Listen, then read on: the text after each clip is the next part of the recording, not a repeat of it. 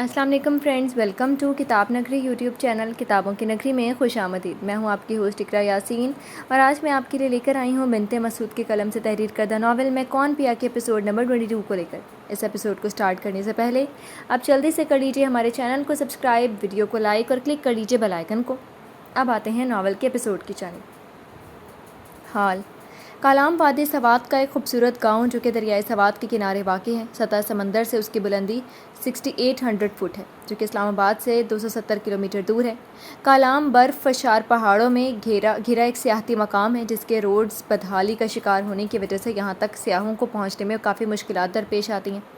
حال کے گزرے سیلاب نے اس وادی کا نظام زندگی درہم برہم کر دیا، جس کی بحالی میں پاک فوج کی خدمات سر فہرست ہیں، جبکہ خیبر پختونخوا کی حکومت سیاست کرنے میں مصروف ہے۔ کالام شہر کا موسم گرمیوں میں بہت خوشگوار رہتا ہے، جبکہ سردیوں میں برف باری اور سرد ہواؤں کی وجہ سے درجہ حرارت منفی سے نیچے تک چلا جاتا ہے، جس کی شدت کو یہاں کے لوگ برداشت کرتے اور اپنے کام سے کام رکھتے ہیں۔ خوش اخلاق اور ملنسار کالام کے لوگ یہاں کے مقامی سیٹ سے بہت تنگ ہیں، جو خوبصورتی کے نام پر یہاں کی کم سن لڑکیوں کو اغوا کر کے یا ان کے والدین کو مجبور کر کے آگے بھیج دیتے ہیں۔ بدحال مگر زندگی سے بھرپور کالام کے یہ لوگ خاموشی سے سب برداشت کر رہے تھے، جو کہ کافی بار کی کاٹی گئی FIR صرف کاغذوں تک محدود تھی۔ اب دیکھنا یہ تھا کہ کالام کے لوگوں کو انصاف ملتا ہے یا نہیں۔ سیٹھ جبار ایک پٹھان آدمی ہانپتا ہوا سیٹھ جبار کے حجرے میں آیا جو نسوار کھا رہا تھا۔ کیا ہوا ہے شاکر؟ سیٹھ جبار، وہ شہری بابو۔ سانس لیتا وہ آدمی رکا، پھر کہنے لگا، تھوڑی دیر پہلے وہ دریا میں گر گیا تھا۔ کیا کہہ رہی ہو تم؟ سیٹھ جبار نسوار رکھتا تجسس سے بول گیا۔ ہاں جی سیٹھ جبار، وہ گر گیا تھا، اسے کسی نے بچایا۔ آپ جانتے ہو؟ شاکر سنسنی پھیلا گیا۔ مجھے کیا پتا شاکر، بتا زندہ ہے یا مر گیا وہ؟ زندہ ہے سیٹھ، وہ اسے بچانے والی آپ کی کلی ہے۔ شاکر کے بتانے پر سیٹھ جبار نے اپنے قدموں کے پاس بیٹھے شاکر کو ٹھوکر ماری، جس سے وہ پیچھے کو گر گیا۔ کیا بکواس کر رہے ہو تم؟ گرجدار آواز میں کہتا سیٹھ جبار چارپائی سے اٹھا۔ مائی باپ ایسا ہی ہے، میں اسکول کے پاس آپ کی کلی پر نظر رکھے ہوئے تھا، جب دریا میں کسی کے گرنے اور شور کی آواز پر ادھر متوجہ ہوا تو آپ کی کلی رسی باندھ کر اس کو بچانے کو دریا میں کودی۔ اب سارے اس شہری لونڈے کے گھر ہیں۔ شاکر کی تفصیل بتانے پر سیٹھ جبار اپنی مونچھوں کو تاؤ دے گیا۔ میری کلی اور اس شہری لونڈے کے گھر ہے، یہ میں کیسے برداشت کر سکتا ہوں؟ چل شاکر چلتے ہیں، معاملہ کچھ اور ہی ہے۔ جلدی سے کہتا سیٹھ جبار اپنے حجرے سے نکلا، اپنی پجاروں میں بیٹھ گیا۔ سیٹھ، وہ کلی ہے تو بڑی کھلی ہوئی، جب آپ کا دل اس سے بھر جائے اپنی اس خدمت گزار کو یاد رکھنا۔ شاکر کی بات سنتا سیٹھ جبار مکروہ ہنسی ہنس گیا، جو سراسر شیطانیت لیے ہوئی تھی۔ اسے تو شیخ کو دوں گا جو ایک نظر میں دیوانہ ہوا پڑا تھا اس کا، مگر سب سے پہلے میرا حق ہے، اس کے بعد چاہے تو ایک رات تو بھی گزار لے۔ آج تک وہ ایاز بڈھا اس کی ڈھال بنا رہا، لیکن کب تک؟ پہلے ہی اس کی وجہ سے میرا مال ٹائم سے پہنچ نہ سکا، کچھ کرتا ہوں میں اب۔ ڈرائیور کو چلنے کا اشارہ کر کے سیٹھ جبار شاکر سے کہہ گیا، جس نے اپنے سیٹھ کی بات پر ماتھے پر ہاتھ رکھتے اسے سلام کیا۔ یہ ناول آپ کتاب نگری یوٹیوب چینل پر پڑھ اور سن رہے ہیں۔ کیسے ہو تم منیر؟ اسلام آباد ایئرپورٹ پر ریان منیر سے گلے لگتا پوچھ گیا۔ ٹھیک، تم کیسے ہو؟ میں ٹھیک ہوں، چلو، منیر کو بتا کر ریان اپنا بیگ لیے باہر آیا۔ کدھر چلنا ہے، پہلے ولا یا؟ ہم کالام جائیں گے پہلے، منیر کی بات روکتے ہوئے ریان نے کہا اور کار میں سوار ہوا۔ اب مجھے بتاؤ تمہیں عمل کا کیسے پتہ چلا؟ 2 ماہ تک تم اس تک رسائی نہیں کر سکے تھے، کار ڈرائیو کرتے ہوئے منیر نے ریان سے پوچھا۔ ٹھیک کہہ رہے ہو تم، جب تم نے مجھے عمل کے لاپتہ ہونے کا بتایا تھا میں تب سے اس کی تلاش میں تھا، مگر سیلاب کی وجہ سے حالات ایسے ہو گئے تھے۔ پر مختصر یہ کہ پچھلے ماہ میری بہن کالام گئی تھی کالج ٹرپ پر، وہاں اس کی ملاقات عمل سے ہوئی۔ چند دن پہلے میں نے اس کا واٹس ایپ کا اسٹیٹس دیکھا تھا جس میں عمل کی تصویر تھی اس کے ساتھ۔ میں نے اپنی بہن سے پوچھا اور اس نے بتایا کہ عمل نے کالام میں اس کی مدد کی، وہ وہاں کے مقامی غنڈے کے ہاتھ لگ گئی تھی۔ عمل نے اسے اور اس کے دوستوں کو بچایا تھا۔ منیر کی زبانی ریان سب سنتا چپ ہوا۔ وہ مقامی غنڈہ کون ہے؟ اس کے خلاف کوئی FIR کٹوائی تم نے؟ ریان کے پوچھنے پر منیر کہہ گیا، نہیں کروا سکا کیونکہ وہ کالام کا کرتا دھرتا ہے، پورا کالام اس سے پناہ مانگتا ہے، اسمگلنگ اس کا پیشہ ہے۔ کیوں؟ اگر اس نے عمل کو کوئی نقصان پہنچا دیا تب ہم کیا کریں گے منیر؟ نام کیا ہے اس غنڈے کا؟ اس کے پیشے کا سن کر ریان منیر سے پوچھ گیا۔ سیٹھ جبار، منیر نے لب بھینچتے ہوئے کہا۔ سیٹھ جبار، دیکھ لوں گا میں تمہیں بھی، ریان کہتا اپنا سر کرسی سے لگا گیا، جبکہ منیر نے کار پشاور موٹر وے پر ڈالی۔ یہ ناول آپ کتاب نگری یوٹیوب چینل پر پڑھ اور سن رہے ہیں۔ ایبک کی ڈریسنگ کر کے ڈاکٹر جا چکا تھا۔ ایاز بابا اپنی بیوی کے ساتھ کاٹیج پہنچے تو تب تک رانا، عمل اور گلے رانا کو کاٹیج لے آیا تھا۔ اب کیسی ہے طبیعت سر کی کامران؟ رانا نے کامران سے پوچھا جس نے کاٹیج کی گرد سیکیورٹی سخت کروا دی تھی کہ پرندہ وہاں پر نہیں مار سکتا تھا۔ سر، ڈاکٹر نے چیک اپ کر لیا ہے، کوئی گہری چوٹ نہیں آئی سر کو، پاؤں پر موچ اور ماتھے کا زخم ہے۔ کامران کے بتانے پر رانا کے پیچھے کار سے اترتی عمل نے سکھ کا سانس لیا۔ تم ولا چلنے کی تیاری مکمل کرواؤ، ہم جلد ہی یہاں سے نکلیں گے۔ سر آرام کر لیں ذرا، رانا کامران کو ہدایت دیتا مڑا، جہاں امل اب ٹھنڈ سے کانپ رہی تھی۔ میم آپ اس روم میں جائیں۔ ایبک کے روم میں جانے کا کہتا رانا کچن میں چلا گیا۔ بھولے رانا اپنے دادا دادی کو دیکھتی ان کے پاس بھاگ گئی، جبکہ امل ایبک کے کمرے میں آئی۔ اندر چلتے ہیٹر سے جسم کو کچھ راحت ملی۔ امل اپنا سر دروازہ بند کرتی اس سے لگا گئی۔ آپ کیوں آ گئی میری زندگی میں دوبارہ؟ کیوں میرا امتحان بن رہی ہو اب پھر سے؟ اس بار میں خود کو مضبوط کروں گی۔ آپ کے ساتھ گزارے گئے چند قربت کے پل میرے لیے ایک یاد کے سوا کچھ نہیں۔ میں خود کو بکھرنے نہیں دوں گی۔ آپ نے شادی کر لی ہے، آپ کی بیوی ہے۔ میں عائزہ کی خوشیاں تباہ نہیں ہونے دوں گی۔ جتنی جلدی ہو سکے آپ کو یہاں سے جانا ہوگا۔ بند آنکھوں سے ایبک کو دیکھتی امل نے دماغ میں خود سے کہا، پھر خود کو مضبوط کرتی آنکھوں کو کھول گئی کہ نظر بیڈ پر لیٹے ایبک پر پڑی، جس کے کپڑے اب چینج ہو چکے تھے۔ ماتھے پر بینڈیج تھی۔ ایبک کو سوتا دیکھ کر امل کمرے سے باہر نکلی۔ یہ رہا آپ کا ڈریس، چینج کر لیں آپ۔ امل کو باہر آتا دیکھ کر رانا نے ایک شاپنگ بیگ امل کے آگے کیا، جس کو امل نے تھامنے کی بجائے رانا سے پوچھا، آپ نے مجھے ادھر کیوں بھیجا؟ امل کا اشارہ ایبک کے کمرے کی جانب تھا۔ ظاہری سی بات ہے، بیوی ہیں آپ سر کی۔ رانا کے کہنے پر امل کو غصہ آیا اور چباتی ہوئی بولی، بہت شکریہ بتانے کو۔ کوئی اور کمرہ ہے؟ بتاؤ۔ نہیں، ڈھیٹ بنتے رانا نے کہا۔ امل کا دل کیا کہ رانا کے سر پر کچھ مار دے۔ اس سے پہلے امل کچھ کہتی کامران نے مداخلت کی، سر سیٹھ جبار آیا ہے۔ کامران کے بتانے پر امل کے چہرے کا رنگ بدلا۔ وہ فوراً سے ایبک کے کمرے میں گھسی۔ اسے کہو سر ابھی آرام کریں، کیا کام ہے اسے اب؟ رانا نے پوچھا۔ اسے سر کے دریا میں گرنے کی خبر ملی ہے، پوچھنے آیا ہے وہ سر کا۔ چلو آؤ میرے ساتھ۔ امل کو موجود نہ پا کر رانا کامران کو لیے دوسری طرف چل دیا۔ یہ ناول آپ کتاب نگری یوٹیوب چینل پر پڑھ اور سن رہے ہیں۔ امل کدھر ہوگی منیر؟ کالام میں رات کے چھائے اندھیرے کو دیکھتا ریان نے منیر سے پوچھا۔ امل پچھلے 2 سال سے یہاں ایاز بابا کی فیملی کے ساتھ رہ رہی ہے، اب بھی یقیناً وہ ان کے گھر ہی ہوگی، منیر نے کچی روڈ پر کار ڈالتے ہوئے کہا۔ کہاں ہے ان کا گھر؟ ریان نے بے چینی سے پوچھا۔ ادھر ہی جا رہے ہیں، منیر نے 2 منٹ کی مسافت کے بعد کار ایک بڑے گیٹ کے آگے روکی، پھر ریان کو نیچے اترنے کا اشارہ کرتا دروازہ بجا گیا۔ ایاز بابا گھر ہیں کیا؟ اندر سے ایک عورت کی آواز سنتا منیر نے پوچھا، جبکہ ریان بے چینی سے امل کو دیکھنے کا منتظر تھا۔ کدھر ہیں وہ؟ ہمارا ان سے ملنا ضروری ہے، آپ بتا دیں ہم وہیں جا کر ملاتے ہیں، منیر نے عورت کی بات سن کر پوچھا۔ عورت نے منیر کو کاٹیج کا بتایا، جس کو سنتا منیر ریان کے پاس آیا۔ یہ تم پٹھانی زبان میں کیا بات کر رہے تھے اس عورت سے؟ ریان نے پوچھا۔ منیر بابا گھر نہیں ہیں، ان کی بیوی پوتی اور امل سب کاٹیج گئے ہیں کسی بیمار کی عیادت کرنے، شاید رات وہیں رکیں۔ اب بتاؤ کیا کرنا ہے؟ کاٹیج جانا یا کسی ہوٹل میں روم بک کروا کے آرام کریں، منیر نے اس عورت سے ہوئی گفتگو ریان کو بتائی۔ ہم کاٹیج چلیں گے، امل کا ملنا ضروری ہے، پھر آرام ہی کرنا ہے، کہتا ریان کار میں سوار ہوا، جس کی پیروی منیر نے بھی کی۔ ریان نے رات سے بند اپنا سیلون کیا، جہاں فاطمہ اور حمزہ کے بہت سے میسیجز تھے۔ سب کو اگنور کرتے ہوئے ریان نے دونوں کو اپنی لوکیشن سینڈ کی اور سیل پاکٹ میں رکھ گیا۔ یہ ناول آپ کتاب نگری یوٹیوب چینل پر پڑھ اور سن رہے ہیں۔ چینج کر کے امل کمرے سے جانے لگی تو دل کی آواز سنتی امل بیڈ کے قریب آتی اپنے ستمگر کو دیکھ گئی۔ پورے 2 سال بعد وہ اسے دیکھ رہی تھی۔ کتنا پرسکون تھا وہ اس وقت، جیسے اسے کوئی غم چھو کر بھی نہ گزرا ہو۔ اتنا بھروسہ تم پہ کیا تھا، چھوڑو گے نا ساتھ میرا، جانے مجھے کیوں لگتا ہے ہاتھوں میں ہے ہاتھ تیرا، تیری بے رخی کا اظہار نہ رہا، تیری وفا کا مجھ کو اعتبار نہ رہا۔ اور میں جس نے یہ 2 سال سسک کر گزارے، کبھی کسی مضبوط پناہ کی تلاش میں تو کبھی سیٹھ جبار جیسے کنڈے سے اپنی عزت بچانے کو۔ ٹھیک کہتے ہیں لوگ، اس دنیا میں ایک عورت کا بنا کسی سہارے کے جینا بہت مشکل ہے، خاص کر اپنے محرم کے بنا۔ امل یہ سب سوچ سکی ایبک کو دیکھتے ہوئے۔ میں جانوں یا رب ہی جانے ہیں کیسے کاٹا یہ سفر، کتنی دفعہ ہم ٹوٹ کے بکھرے، پھر جا کے آیا صبر۔ یہ راستہ کٹھن تھا پر دشوار نہ رہا، تیری وفا پہ مجھ کو اعتبار نہ رہا۔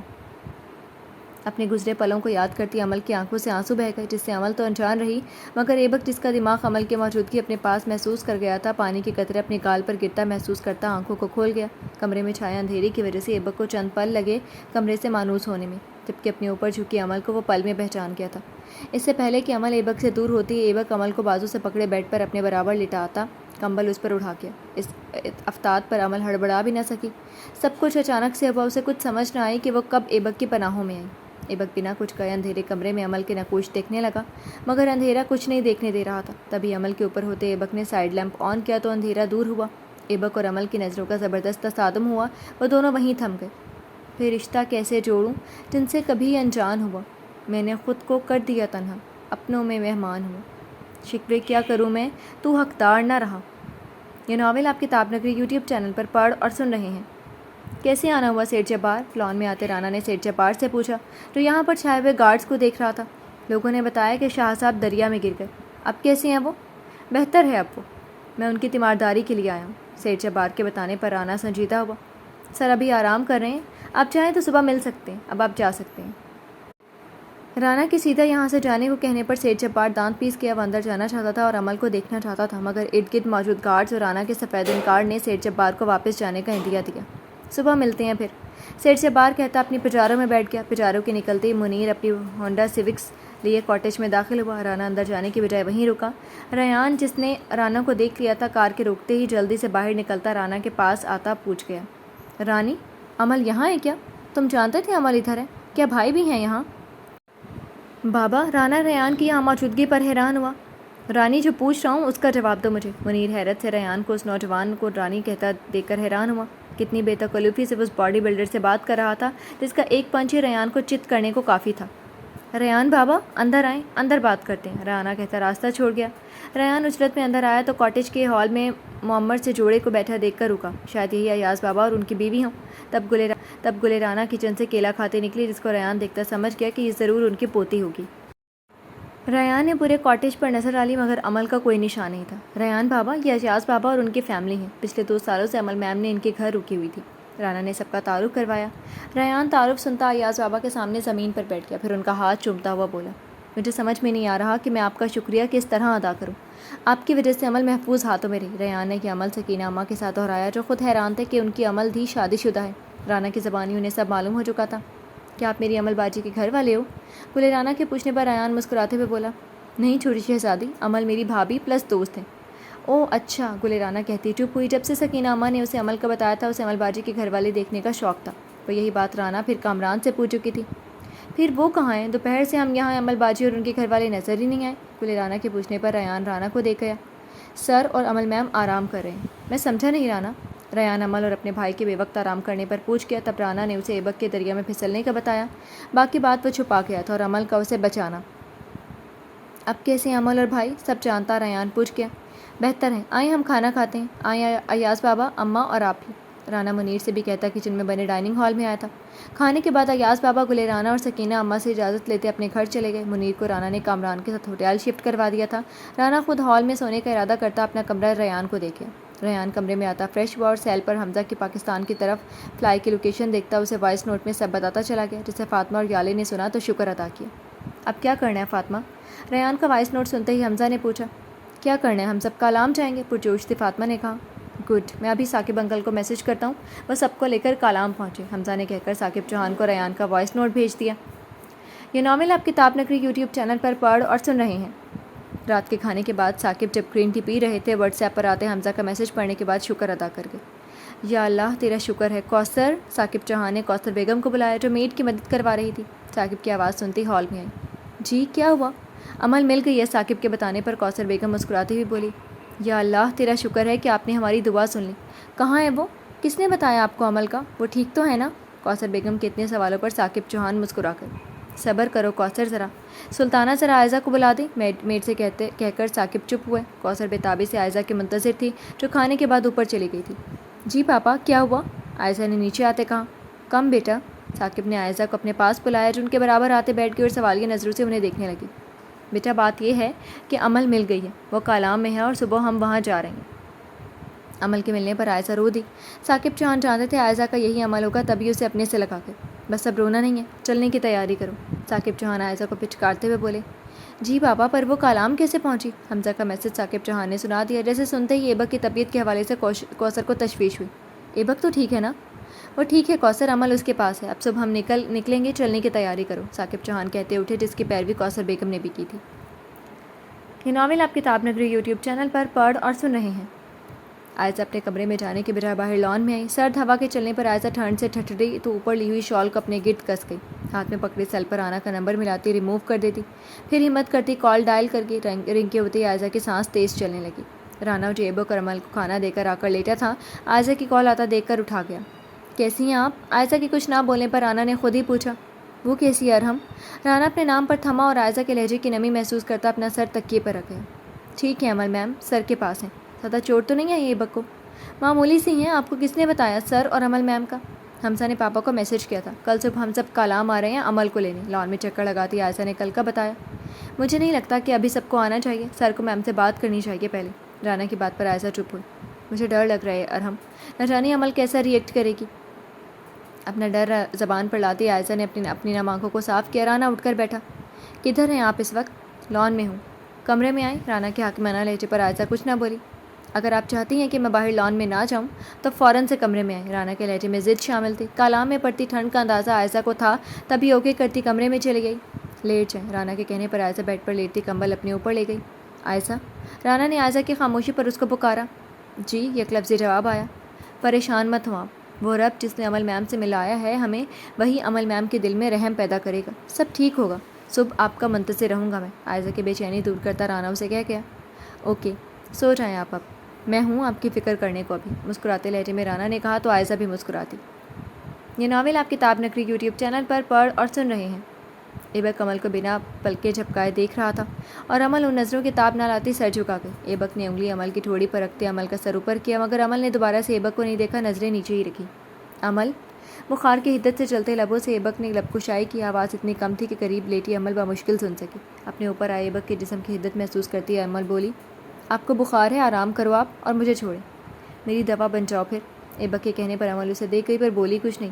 بخار ہے مجھے، میری دوا بن جاؤ، یہیں رہو میرے پاس۔ ایبک کہتا امل کے اوپر سے اٹھا کہ پاؤں میں درد اٹھا جس کو محسوس کرتا ایبک لب بھیج گیا۔ ابھی وہ امل کو بس اپنے پاس چاہتا تھا۔ آپ کو کچھ چاہیے؟ امل ایبک کے دور ہونے پر بیڈ سے اٹھتی بولی۔ وہ ایبک کے قریب رہ کر کمزور نہیں بڑھنا چاہتی تھی۔ مجھے کچھ نہیں چاہیے سوائے، ایبک درد برداشت کرتا رکا۔ امل کو لگا سوائے کہ آگے وہ عائشہ کا نام لے گا، سوائے اس کے کہ تم یہیں رہو۔ ایبک کہتا سرہانے پر رکھ گیا، جبکہ امل تھمی۔ تبھی دروازہ بجا، امل کھولنے کی بجائے اپنا رخ موڑ گئی۔ آ جاؤ رانا۔ ایبک نے اندر آنے کی اجازت دی تو رانا دروازہ کھولتا کمرے میں آیا، مگر اندھیرے میں ڈوبے کمرے کو دیکھ کر رکا۔ لائٹس آن کر دو رانا۔ ایبک کی بات پر رانا نے لائٹس آن کی، ٹیبل پر ٹرے رکھتا بولا، سر میم آپ دونوں نے کھانے کے بعد دوائی ضرور لینی ہے، اور سر صبح۔ رانا کہتا رکا، کچھ خاص نہیں، آپ دونوں آرام کریں، کہتا رانا کمرے سے نکل گیا۔ امل آؤ کھانا کھائیں۔ امل کو ونڈو کے پاس جمع دیکھ کر ایبک نے کہا، مگر امل ٹس سے مس نہ ہوئی۔ اگر تم چاہتی ہو کہ میں کچھ غلط نہ کروں، چپ چاپ ادھر آؤ۔ ایبک کی سرد آواز سنتی امل پلٹی۔ مجھے بھوک نہیں ہے، آپ کھاؤ، انکار کرتی امل سامنے صوفے پر بیٹھ گئی۔ ایبک جو رانا کے آتے ہی ٹیک لگا کر بیٹھ گیا تھا، امل کی ہر دھرمی پر دانت پیس گیا، پھر اپنے لب بھیجتا کمبل اتارتا اپنے موچھ والا پاؤں زمین پر رکھ گیا جس پر گرم پٹی ہوئی تھی۔ امل دیکھ کر بھی نظر انداز نہ کر سکی۔ اس سے پہلے ایبک اپنا وزن پاؤں پر دیتا امل صوفے سے کھڑی ہوتی کھانے کی ٹرے لیے ایبک کے سامنے بیٹھ گئی۔ اگر پہلے ہی مان جاتی تو مجھے اتنی مشقت نہ کرنی پڑتی، پھولتی سانس کے ساتھ ایبک نے کہا۔ امل بنا کچھ بولے سوپ کو بال سے نکال کر پینے لگی، جسے پیتا دیکھ کر ایبک نے کہا، کتنی بے مروت ہو یار تم، شوہر بیمار ہے اور تم اس کی خدمت کرنے کی بجائے تم خود کھا رہی ہو۔ ایبک کی بات پر امل کا منہ کو جاتا ہاتھ رکا، پھر چند پل سوچتی وہیں چمچ ایبک کے سامنے کر کے یہ دیکھنے کو آیا ایبک اس کا جھوٹا کھاتا ہے یا نہیں، مگر امل کی حیرت کی انتہا نہ رہی جب ایبک نے امل کا ہاتھ پکڑ کر اسے دیکھتے ہوئے وہی چمچ اپنے منہ میں لیے۔ بہت مزے کا ہے، اور دو۔ سوپ پی کر ایبک نے کہا۔ امل نے سوپ ایبک کو پلایا۔ تم بھی تو پیو، ایبک نے امل سے کہا جو اسے ہی کھلا رہی تھی۔ امل نامے سر ہلاتی سوپ چمچ میں لیتی ایبک کے آگے کر گئی، جسے ایبک نے پکڑا اور امل کو دیا کہ پیو۔ امل نے بنا کسی جرح کے پیا۔ سوپ پی کر امل نے ایبک کو دوائی دی اور اپنی لے کر اٹھی۔ کمرے میں چھائی خاموشی کو ایبک نے توڑا۔ کدھر؟ سونے لگی ہوں صوفے پر۔ صوفے کو دیکھتی امل نے کہا، کیوں؟ کیونکہ میری اتنی اوقات نہیں کہ میں مخمل کے بستر پر سوں۔ ایبک کے پوچھنے پر امل اٹھی کہ ایبک نے اس کا بازو پکڑا۔ یہاں لیٹو۔ بیڈ پر اپنے برابر امل کو لیٹنے کا کہہ کر ایبک نے امل کا بازو ذرا سا کھینچا، جس سے امل ایبک کے پہلو میں آئی۔ جسم میں اٹھتی درد کی ٹیس محسوس کرتے امل لیٹ گئی۔ ایبک نے سائڈ لیمپ آف کیا اور لیٹ گیا۔ ایک نظر کمبل میں لپٹی امل پر ڈال کر ایبک خود بھی آنکھوں کو موند گیا۔ آج سکون کی نیند آنے والی تھی، شاید دونوں کو۔ جی تو فرینڈز، کیسی لگی آپ کو آج کے ایپیسوڈ؟ کمنٹ سیکشن میں ضرور بتائیے گا۔ پھر حاضر ہوں گے ناول کے نیکسٹ ایپیسوڈ کے ساتھ۔ تب تک کے لیے اجازت دیجیے، شکریہ، اللہ حافظ۔